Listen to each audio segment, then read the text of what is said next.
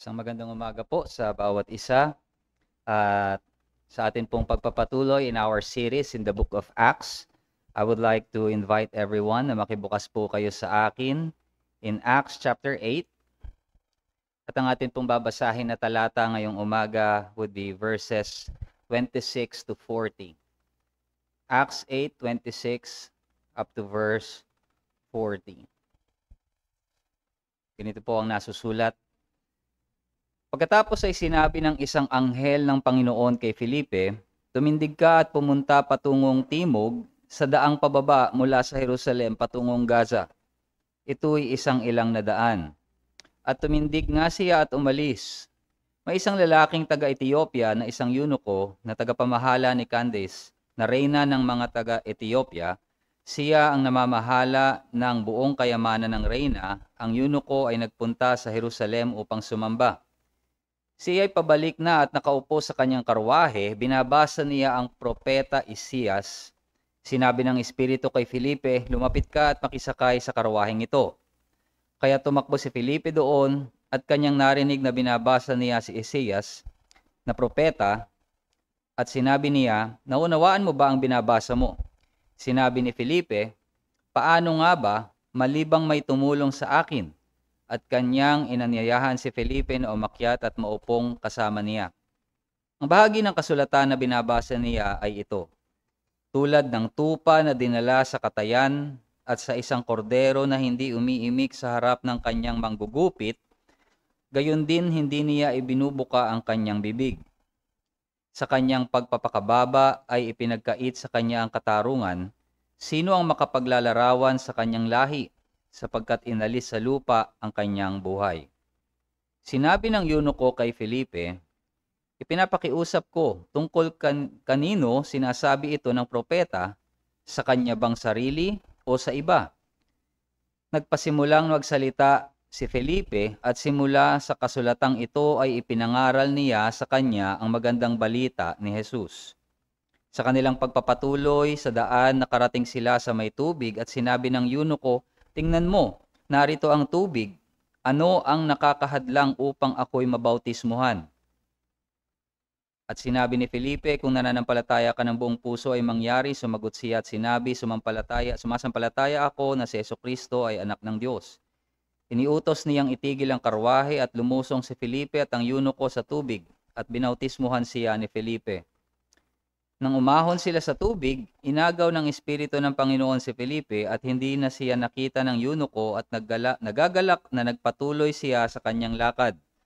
Ngunit natagpuan si Felipe sa Azotus.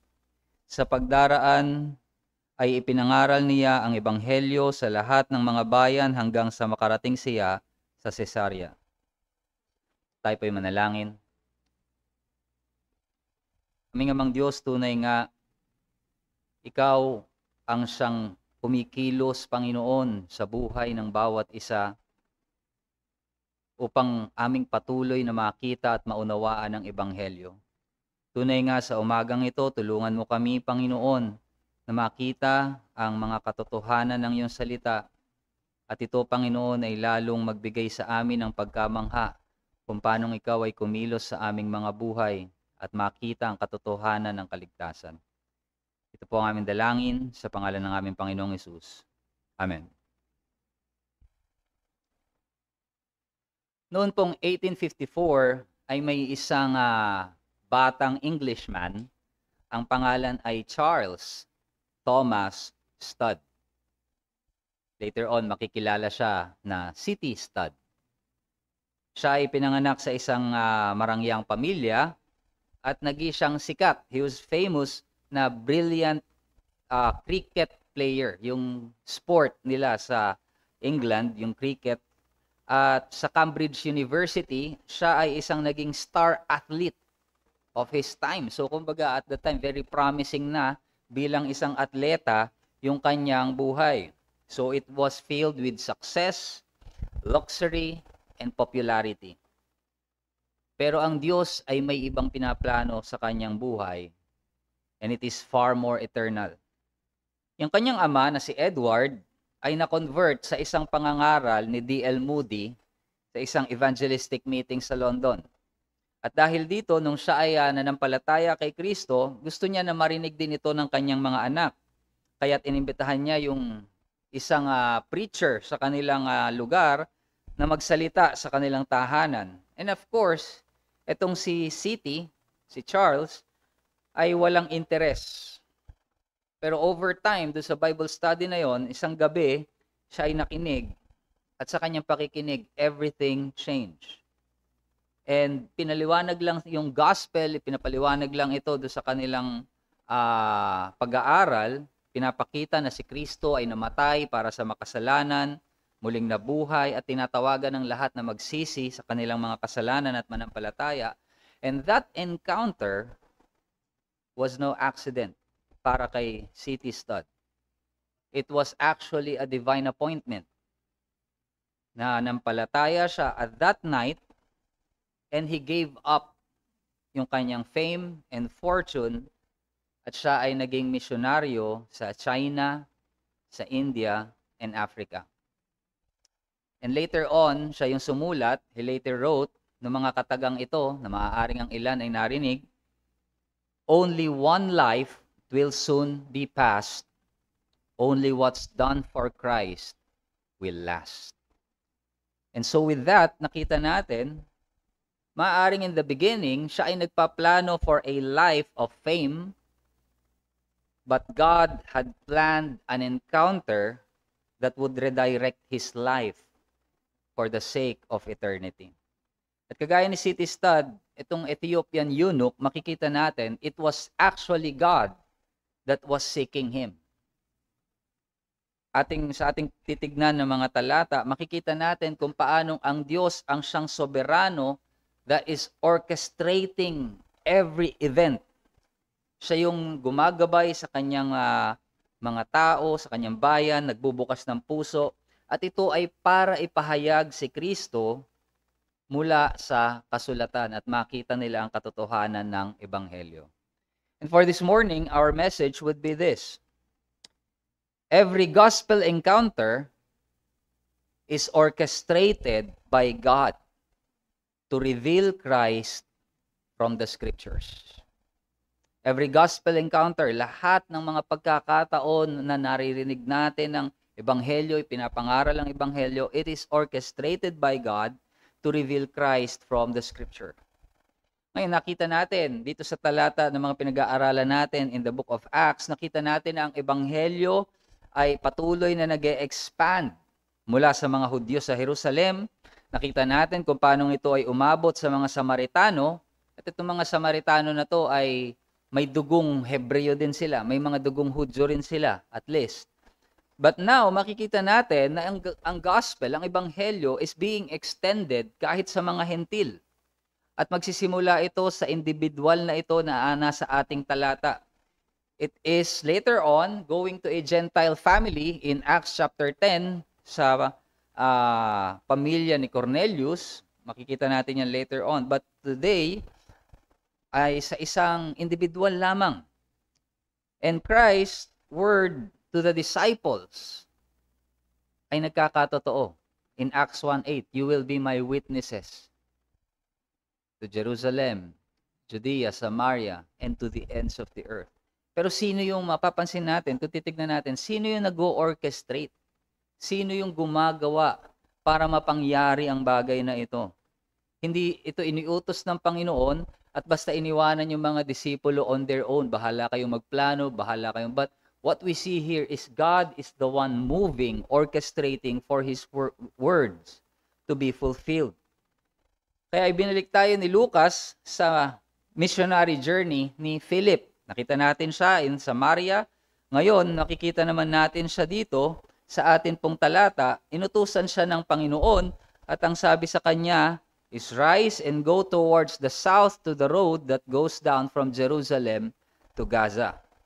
Ang Gaza ay, kung nyo maalala in the Old Testament, ay isa ito dun sa mga 5 importante na cities ng mga Pilisteo.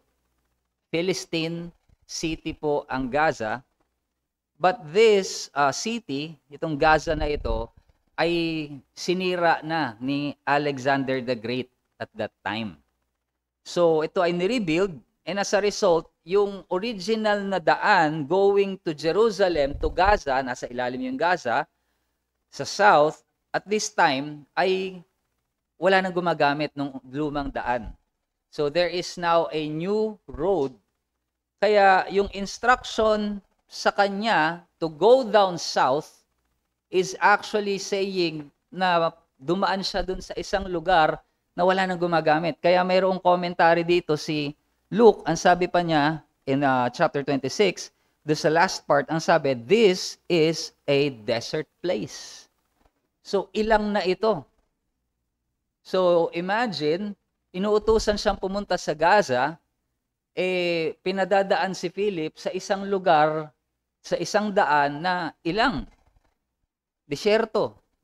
Walang dumadaan doon, pero doon siya pinapapunta ng Panginoon. So, kumbaga parang kung gagamitan ng common sense, parang bakit dito may mas madaling daan kung ang kailangan kong puntahan ay Gaza?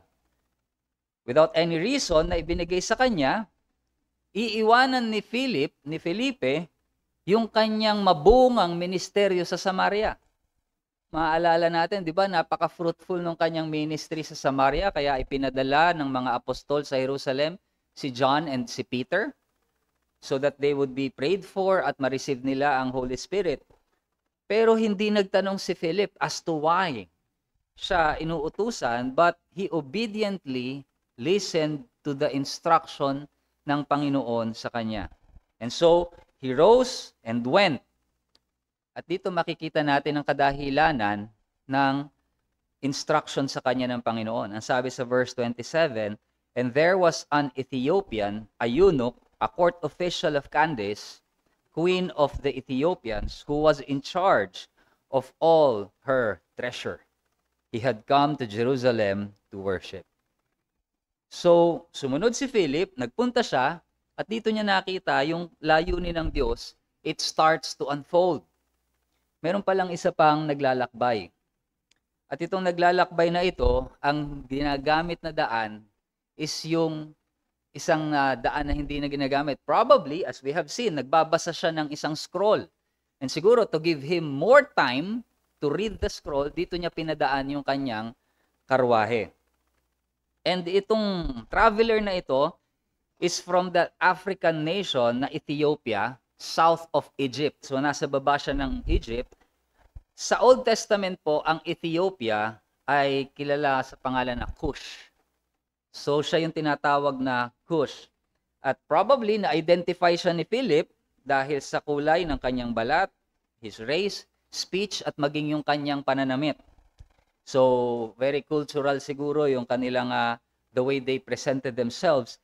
At ang isang eunuch is a person that is emasculated, meaning sila yung tagabantay dun sa harem ng hari. Ang mga hari noon, maraming mga asawa, sila yung pinagbabantay. And this man is physically altered para hindi na siya magkaroon ng anak. So, kaya napagkakatiwalaan siya. And most of the time, itong mga eunuch na ito, dahil doon, they rise yung position nila. At nakita natin, itong Ethiopian eunuch na ito ay isang court official of Candace, Queen of Ethiopia. Now, yung Candace po, hindi po yun yung pangalan, yun yung title. Yun yung title ng queen. At itong Ethiopian eunuch was actually in charge of her treasury. So, yung kayamanan ng reyna. So, mataas na posisyon ito. It requires a great amount of trust para maibigay sa kanya itong position na ito. It is a high position. And itong si Candace ito yung title ng Queen Mother. Now, sa Ethiopia, yung mga kings sa kanila kasi, they are not taking care sa royal business of the nation. Meaning, hindi sila nagmamanage. Kasi naniniwala sila na yung mga kings are descendants of the gods. Parang yung Pharaoh, di ba naniniwala sila yung Pharaoh ay sumasapi di sa kanila yung mga gods, so tinuturing din halos yung mga Pharaoh sa Egypt as God. So sa Ethiopia, ganun din, they were descendants of the gods and they are too holy. Masyado silang banal para utusan silang mag-manage. Kaya, ang nagmamanage ng bansa is the Queen Mother. So, yung ruler, yung queen, si Candace. So, she was the one na nagro-rule. So, while may king na nagre-reign, pero yung talagang nagmamanage and nagro-rule would be the queen. And that queen, yung kanyang high official na nagmamanage is this eunuch. At nagpunta siya sa Jerusalem to worship. Meaning, itong eunuch na ito is a God-fearing eunuch. So probably na-convert itong eunuch na ito, as we all know, maraming mga Hudyo yung nasa diaspora. Ibig sabihin, yung mga nakakalat. 'Di ba noon ngang Acts chapter 2, nanggaling sila sa iba't ibang lugar, iba't ibang bayan. That's why may mga Greek-speaking Jews. So probably, mayroong mga Hudyo sa Ethiopia at maaaring dito niya narinig ang patungkol kay Yahweh at naging convert siya ng Judaism. So nagpunta siya sa Jerusalem to worship. And in-embrace niya yung Jewish faith. Pero here's the thing. Dahil siya ay eunuch at ikalawa ay foreigner, so foreigner and then eunuch, they cannot participate in temple worship dahil sa kanyang physical alteration. Sabi sa Deuteronomy 23 verse 1, ipinagbabawal yung mga eunuch na mag-participate sa assembly. Basahin lang po natin saglit. Deuteronomy 23 verse 1, no one whose testicles are crushed or whose male organ is cut off shall enter the assembly of the Lord. So even though siya ay convert sa Judaism, he cannot fully worship. He cannot enter the assembly. So he is a God-fearing na foreigner, but he cannot enter the assembly. But regardless, nagpunta pa rin siya sa Jerusalem to worship. But here's the beauty of this. May prophecy sa Isaiah, in Isaiah 56, 3 to 7, na darating ang araw na ang mga foreigners and even eunuchs ay hindi na i-exclude sa fellowship ng bayan ng Diyos. Ganito yung sinasabi sa Isaiah 56, 3 to 5. Let not the foreigner who has joined himself to the Lord say, the Lord will surely separate me from His people. So pwedeng ito yung fear ng mga foreigner. Maaalis sila sa covenant people of God. And let not the eunuch say, behold, I am a dry tree. For thus says the Lord to the eunuchs who keep my Sabbaths, who choose the things that please me and hold fast my covenant, I will give in my house and within my walls a monument and a name better than sons and daughters. I will give them an everlasting name that shall not be cut off. So, here's the beauty. Even though in the Old Testament, may ganoong kautusan na hindi sila maaaring makisama sa bayan ng Diyos sa pagsamba, yet, meron ding prophecy that there will come a time that they will be part of God's people. At nakikita natin, nagsisimula ito dito sa ating passage na ito where God is including lahat ng uri ng tao in the church through this eunuch. So in verse 29 to 31, at this point, maaring naintindihan na ni Philip kung bakit siya ipinadala ng Diyos sa lugar na ito, God's purpose for that instruction for him to go to this desert road.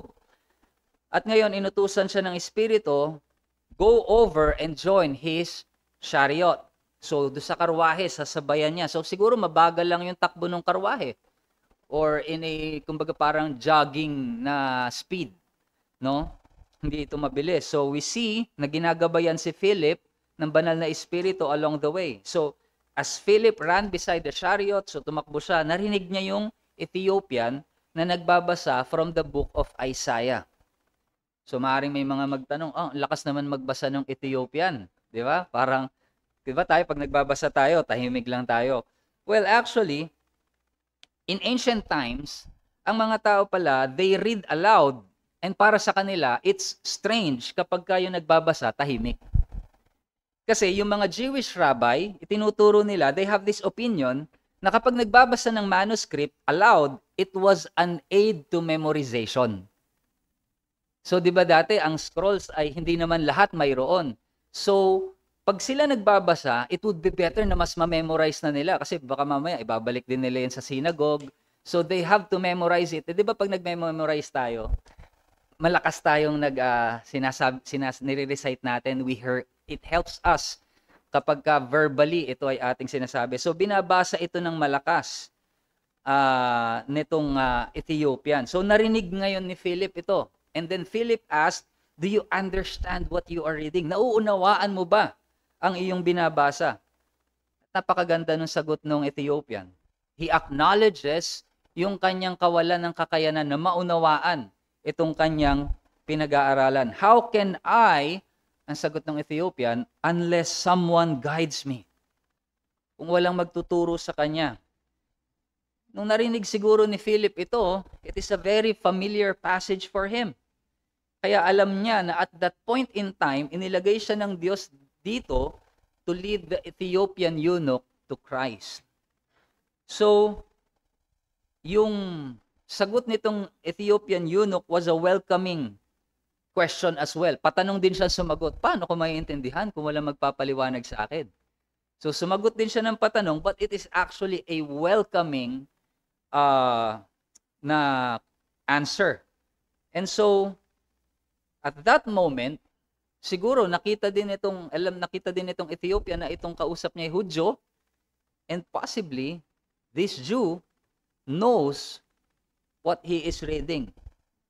What's the interpretation dito sa kanyang binabasa?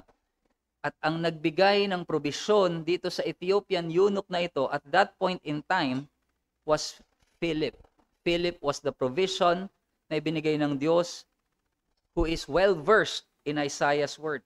Kaya nung inimbitahan si Felipe to sit with him in the chariot, pinaakyat siya ng karwahe, makikita natin mga kapatid that from the very beginning, this gospel encounter, ang nag-orchestrate ay walang iba kundi ang Diyos. Maaaring punta tayo sa perspective ng Ethiopian. Nagpunta siya sa Jerusalem, he did what he needs to do, at ngayon pabalik na siya, nag-aaral siya. Hindi niya alam, hindi niya maintindihan, and all of a sudden may nagsalita na lang sa tabi niya na tumatakbo. Na unawaan mo ba yan? And wow, may pwedeng mag-explain. Akyat ka dito. And for him, it could possibly be just a chance. But if we go sa perspective ni Philip, masasabi ba natin that it's just a chance? No. From the very beginning, it is of God. Ang Diyos yung nag-orchestrate nung pangyayaring ito. And sometimes it happens na itong mga pangyayaring ito sa atin, parang it's chance. Well, of course, we don't believe in that now. We believe in God's providence. Pero para sa iba, maaaring iniisip nila, nagkataon lamang ang mga bagay na ito. Pero ito isang patunay na walang pagkakataon lang. Ang lahat ay pinlano ng Diyos. And that is the first thing that I want us to see, brothers and sisters. God creates gospel opportunities for His children that they may proclaim Christ. Ang Diyos ang lumilikha ng mga oportunidad para sa Ebanghelyo, para maipangaral ng kanyang mga anak si Kristo. It is God who creates these gospel opportunities that we, as God's children, may proclaim Christ. And we see that from the very beginning of this encounter. May nagsalitang anghel, ginabayan si Felipe ng Espiritu, step by step. At pagdating doon, itong eunuch na ito ay nagbabasa na ng salita ng Diyos. And God has been preparing the heart of this man. So, bilang paglalapat sa atin, mga kapatid, this tells us that we need to be obedient to God's directions. Maging open tayo to God's leading.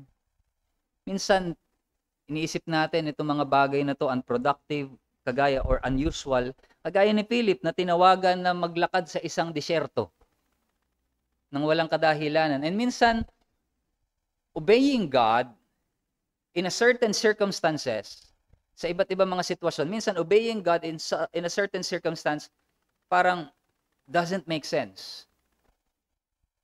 But it only makes sense kapag nandun na tayo at makikita na natin yung providensya ng Diyos. Obeying God may not always make sense sa mga bagay na naroroon tayo, pero kailangan nating matutong magtiwala sa providensya ng Diyos na kumikilos sa buhay natin at para sa kanyang kaluwalhatian. And another thing,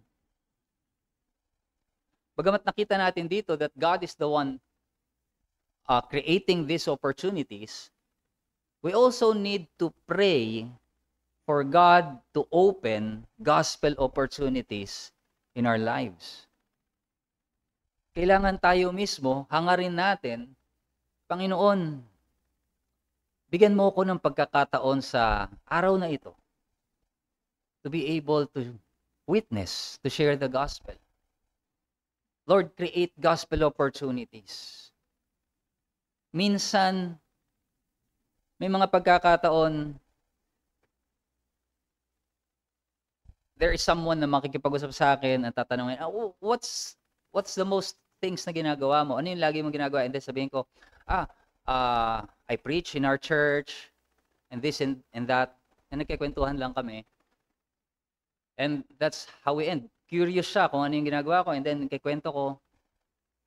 And then pag-uwi ko, doon ko lang marirealize, he's actually asking me about the Bible, and I failed dun sa aspect na ma-recognize yung opportunity na yun, na pwede ko nang ipasok yung gospel. Doon ko na lang siya marirealize later on as I was looking back. And that's why when we pray for gospel opportunities in our lives, we must also be attentive when it comes. Kasi minsan nakala lang natin, nag-uusap lang tayo. Pero ang Diyos nagbubukas na pala nung opportunity para sa atin, para ma-share yung gospel, and tayo ay nandun lang sa usapan na yon without having the sensitivity that the Spirit is leading us na here's the opportunity. At nung marirealize ko yun late na, nasasayangan ako doon sa opportunity na yun. So we must be sensitive kapag nagtatanong na sila. Mga kaibigan natin, kasama natin sa office, bakit hindi ka pwede paglinggo? Minsan lang naman tayo magkakaroon ng outing sa school, sa work. Hindi ba parang pwede na nating ipasok doon yung kahalagahan sa atin ang Lord's Day? Kasi itong araw na to, dito namin talaga inaalala yung ginawa ng Panginoon. In that simple question, pwede na nating ipasok. Pero pag tinanong tayo, paano, hindi naman tayo bawal sa religion namin eh. Hindi naman tayo basta pwedeng magganon lang. Hindi natin, let us be aware when those opportunities come. Sabi nga ni John Owen, all events and effects, especially concerning the propagation of the gospel and the Church of Christ. So, lahat ng ito daw, sa paglawak ng ebanghelyo, ng iglesia ng Diyos, are in their greatest variety regulated by the eternal purpose and counsel of God. So lahat ng ito ay nasa plano at layunin ng Diyos. So may we also be sensitive dito sa mga bagay na to as we pray for gospel opportunities. Yes, the Lord creates these gospel opportunities, and we must be attentive when it comes. Now, nakita natin yung binabasa ng Ethiopian eunuch was from Isaiah chapter 53. Itong buong chapter na ito yung patungkol dun sa the suffering servant. Now, specifically, yung binasa dito is verses 7 to 8. At ito pong messianic passage na ito yung isa sa pinakamalinaw na Old Testament prophecy pagdating dun sa atoning death ng Panginoong Hesukristo sa kanyang pagbibigay ng kanyang buhay. It speaks clearly about the life and death of Jesus Christ. You cannot read Isaiah 53, at least ngayon, na parang hindi mo makikita na tinutukoy ang Panginoong Hesukristo. Ngunit dahil si Isaiah nang isinulat ito ay wala namang tinutukoy na tao, and he introduces this person as he. Yun lang yung ginamit niya, he. So, hindi maunawaan ng Ethiopian eunuch yung meaning ng passage na kanyang binabasa.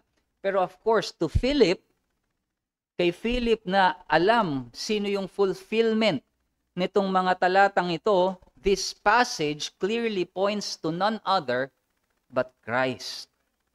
Jesus Christ.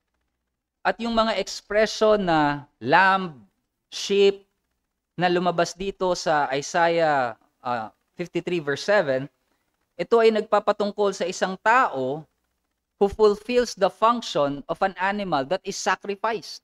So isang tao na inialay, naging handog. At sino yun? In John 1:29, sinabi ni John the Baptist, the next day he saw Jesus coming down toward him and said, "Behold the Lamb of God who takes away the sin of the world." It is none other but Christ. At dito sa mga talatang ito na binabasa ng Ethiopian eunuch, ang sabi doon, in his humiliation, justice was denied him. Dito pa lamang makikita natin kung paano yung naranasan ng Panginoong Jesucristo na injustice dun sa kanyang yung ginawang paglilitis sa kanya. Who can describe his generation? For his life is taken away from the earth. So itong mga katagang ito, prophetically, ay tumuturo to the unjust trial and death of Jesus Christ. At ang mga salitang ito na isinulat ni Isaiah is 800 years before the cross. At sa loob nung 800 years na yon, in that interval, ay walang dumating para i-fulfill yung prophecy ng suffering servant of the Lord who would bear the sin of God's people until dumating ang Panginoong Jesucristo. There is no other fulfillment. Pero para sa atin, it clearly points to Christ, pero para sa mga Hudyo at that time, wala silang konsepto ng suffering Messiah. They have no concept na yung tagapagligtas na darating ay kailangang magdusa. Sapagkat ang hinahanap nila, ang hinihintay nila, was a military or political deliverer. Kasi, it is from the line of who? David. A mighty king. So para sa kanila, yung darating is a figure like David who would defeat Israel's enemies na at that time is Rome na siyang sumasakop sa kanila. I-restore yung national sovereignty at muling i-rebuild yung kaharian ng Israel. That is the Messiah na kanilang hinihintay. So for them to hear this suffering Messiah, it is a foreign concept sa kanila. Kaya itong Ethiopian eunuch na nagbabasa nito needs guidance. Hindi ito madali para sa kanya sapagkat ang binabasa niyang talata is a text rarely understood kahit nung panahon nila.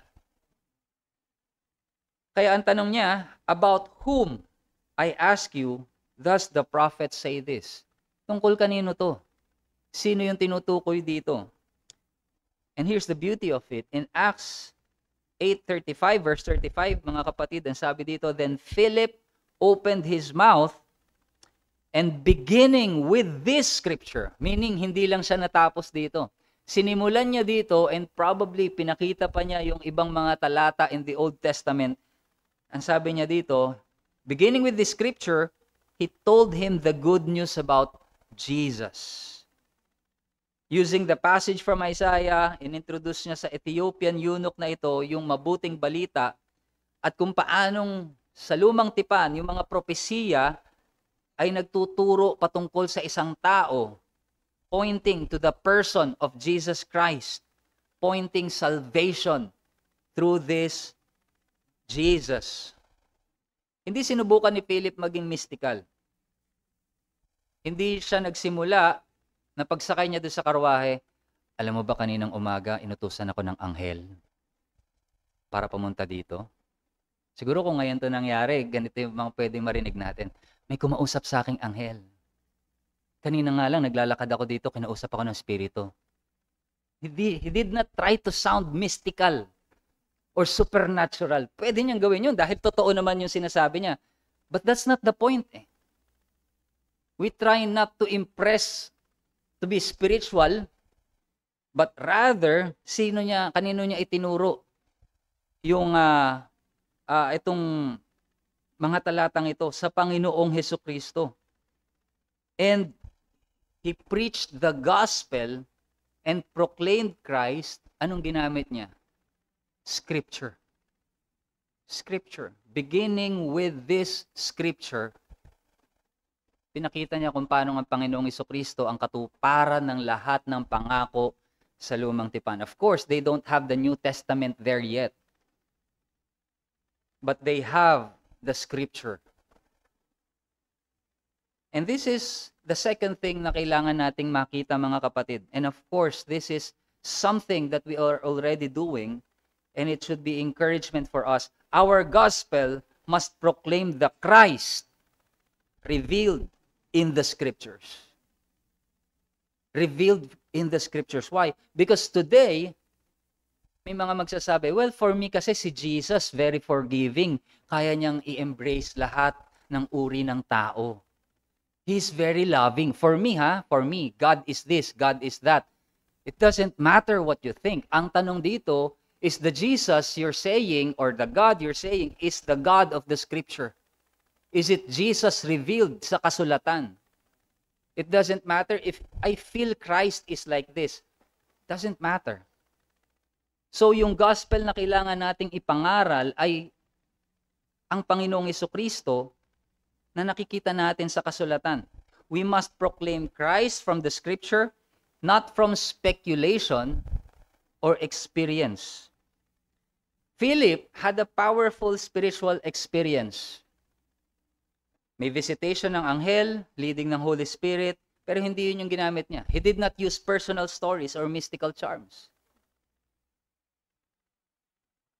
Sa pinanggalingan ko po noon, may mga pastor na tumatayo sa pulpito at magsasalita. Kanina sinabi sa akin ng Panginoon.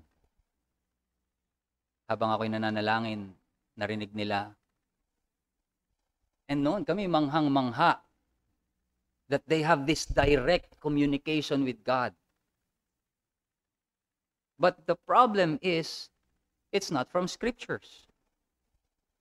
Pero makikita natin ang ginawa dito ni Felipe, binuksan niya ang kasulatan, ipinangaral ng Panginoong Hesukristo, the written word beginning with Isaiah, and in time, sa panahon natin ngayon na marami ang sagad yung emotionalism, mga impressions, personal testimonies ang nagdo-dominate, pinapaalalahanan tayo nito na tanging ang salita ng Diyos, ang kasulatan, ang Biblia, ang may malinaw na pagtuturo patungkol sa Panginoong Hesukristo. And therefore, we must be equipped to guide others to see Christ in all of Scripture. Kailangan magirin tayong handa na ipakita sa iba ang Panginoong Hesukristo sa kanyang salita. Binabasa na ng Ethiopian yung Biblia, yung kasulatan, pero hindi niya maunawaan.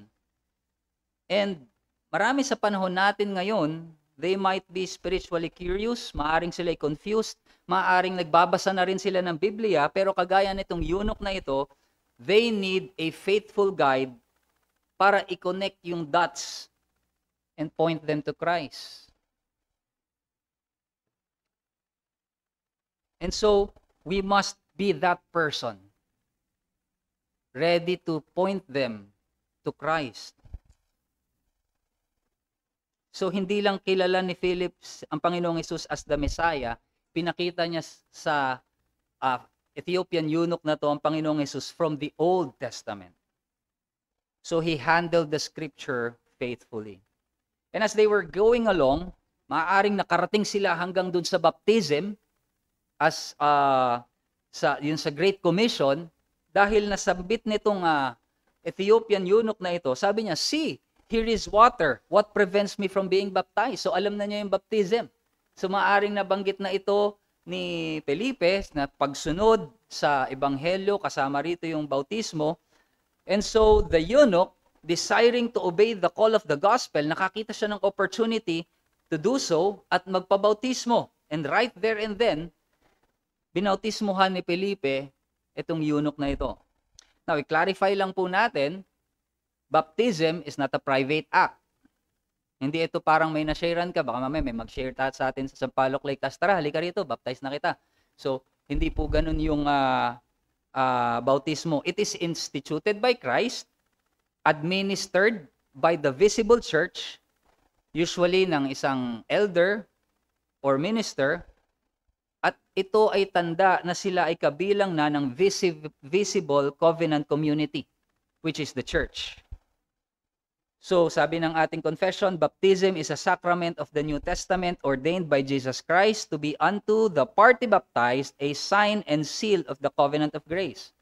Now, under normal circumstances, ang bautismo po ina-administer with the gathered church and then yung kanilang inclusion sa visible body. So, paano tong case ng Ethiopian eunuch? Well, the case of the Ethiopian eunuch was a special case. It is an extraordinary circumstance, exception siya, hindi siya pattern. Why? Una, we know that Philip was a legitimate representative of the church. Isa siya dun sa the seven. Diba? Na pinili kasama ni Stephen. Philip was one of the first deacons. And God Himself ang nag-orchestrate ng encounter. Remember, nasa disyerto sila. And then all of a sudden, nakakita yung eunuch, may tubig. If it is not for God's providence, it wouldn't be there. All of a sudden, mayroong lugar dun sa disyerto kung saan pwedeng magbautismo. It is by God's providence. So, it is God who orchestrated this encounter. At yung bautismong ito is not disconnected from a universal church. Dahil sa tradition, based on tradition, ito daw Ethiopian eunuch na to became the first gospel witness sa Ethiopia. Well, that's how the tradition goes. Naniwala yung eunuch, kanya narinig ang ebanghelyo, nanampalataya siya, and he obeyed to the call to the waters of baptism. And then, nakita natin, Philip was, sabi dito, the Spirit carried him away. Probably, inutusan si Philip to go somewhere else. So, hindi naman natin kailangan lagyan ng supernatural incident na to, na pag-ahon ng eunuch, biglang nawawala si Philip. It might not be like that. It's possible na talagang tinawag lang, binigyan ng panibagong instruction si Philip. But then, itong Ethiopian eunuch na to, nagpunta siya sa Jerusalem to worship, though hindi siya fully makaparticipate dahil sa kanyang status and condition because he is a foreigner and a eunuch. But here's the thing. Sa pamamagitan ng ebanghelyo ng Panginoong Jesucristo, God included him in the church fully. He now understands the way to salvation at alam niya he belongs to God. But now the question asked by the Ethiopian, nagtanong ang Ethiopian na to, what prevents me? Ano yung pumipigil? Ano yung humahadlang sa akin from being baptized? And this question can be asked. Maaari rin itong itanong to some of you. What prevents you from believing and following Christ? Ano yung humahadlang sa'yo na sumunod sa Panginoong Jesucristo? Narinig mo mabuting balita ng Panginoong Jesus. He is the suffering servant. Siya yung pinuropesiya na tagapagligtas. He is the risen Messiah na buhay na mag-uli. At lahat ng mananampalataya sa Kanya ay magkakaroon ng kapatawaran, kaligtasan, at buhay na walang hanggan. What prevents you from coming to Him? What prevents you from being identified with Him? to the waters of baptism. Nawa ay suriin mo ang iyong puso ngayon. Reflect upon your heart. At tumugon ka sa kaparaanan na makapagbibigay ng kaluwalhatian sa Diyos. Upang kagaya nitong Ethiopian eunuch na to, you may also rejoice in the salvation offered in Christ. At kung paanong isinugo ng Diyos si Felipe, perhaps God has also brought you here today for that divine appointment. Na kung paanong ipinangaral ni Philip ang Panginoong Jesucristo sa Isaiah, today you have heard the same message of salvation. You heard that Christ is the lamb offered for the sin of God's people. So will you respond as well, kagaya ng eunuch na ito? May you reflect upon that.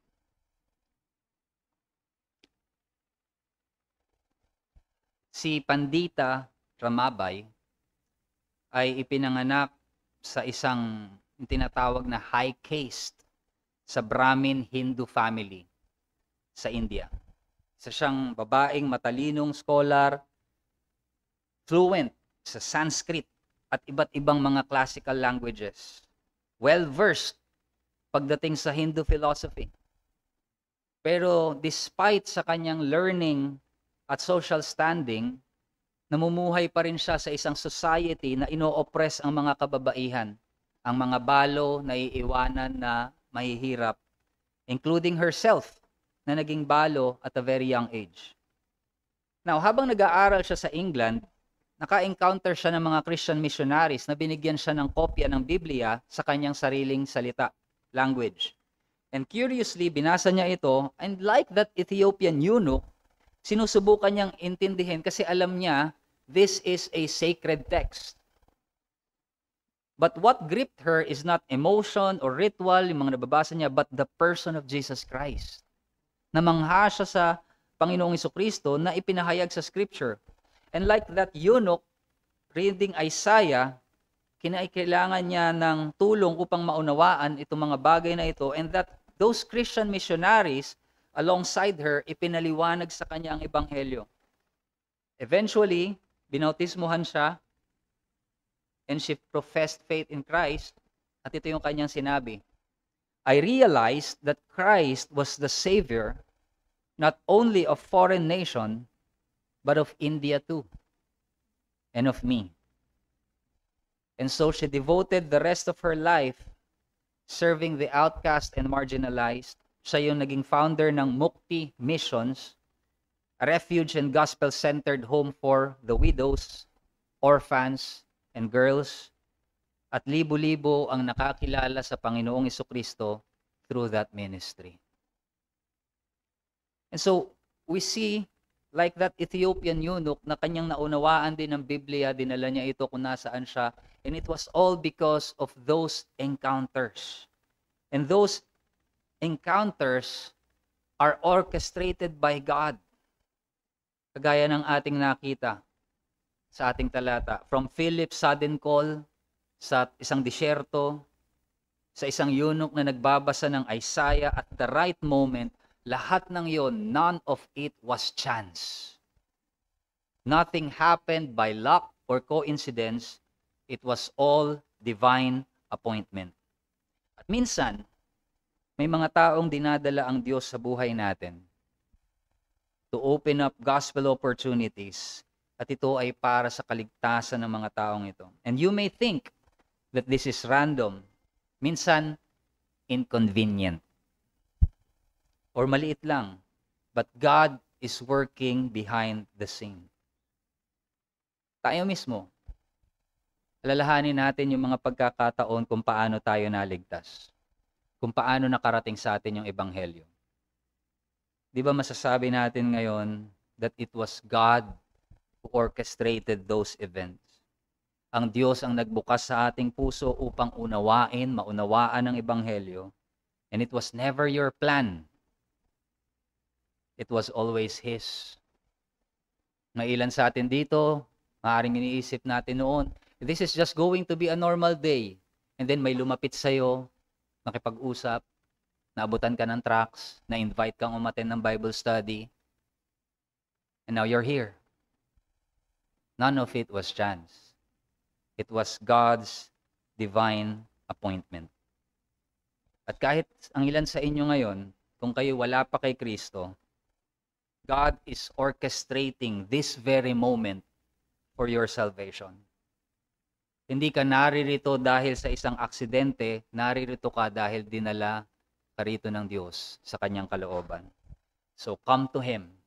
Lumapit ka sa Kanya, manampalataya ka sa Kanya, na siya ang namatay para sa kasalanan ng mga makasalanan at tayong lahat na lalapit sa Kanya, hihingi ng Kanyang biyaya, ay makakatanggap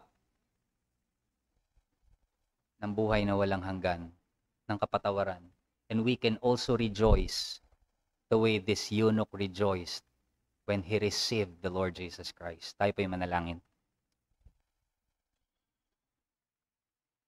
Tunay nga aming Diyos, Ikaw ang may hawak ng lahat ng pangyayari.